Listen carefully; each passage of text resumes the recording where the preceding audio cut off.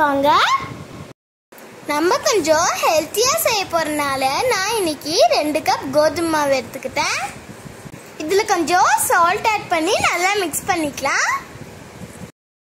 இதுல கொஞ்சமா தண்ணி ஆட் பண்ணி சப்பாத்தி மாவை விட கொஞ்சம் லூசா பிசைஞ்சு எடுத்துக்கலாம்.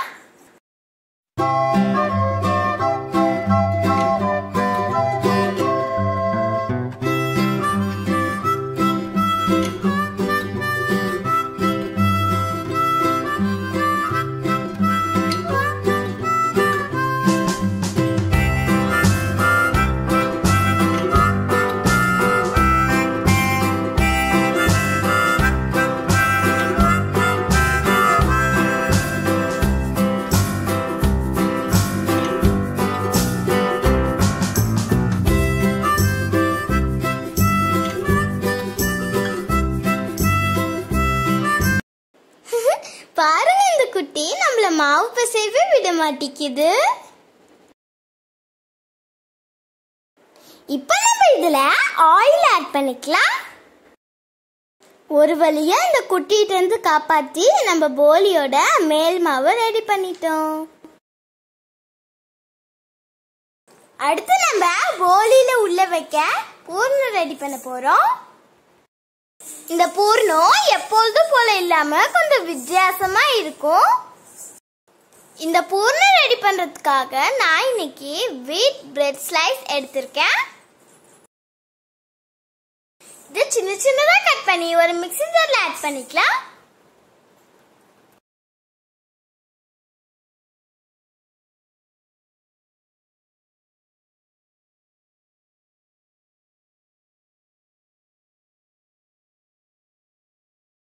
இப்போ நம்ம இத ஒரு பல்ஸ் கொடுத்துக்கலாம். அடுத்ததா ஒரு மிக்ஸி ஜார்ல 1 கப் கரும்பு சர்க்கரை, 1/2 கப் தேங்காய், 1/4 கப் பாதாம் ஆட் பண்ணி நல்லா பேஸ்ட் மாதிரி அரைச்சுக்கலாம்.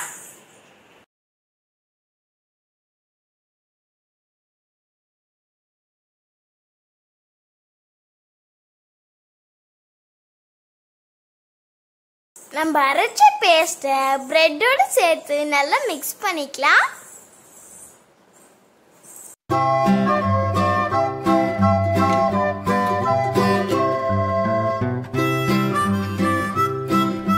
இப்போ இதை நல்லா மிக்ஸ் பண்ணியாச்சு. இப்போ இதை சின்ன சின்ன பாலா உருட்டிக்கலாம். வாங்க இப்போ நம்ம போலி ரெடி பண்ணி எடுத்துடலாம்.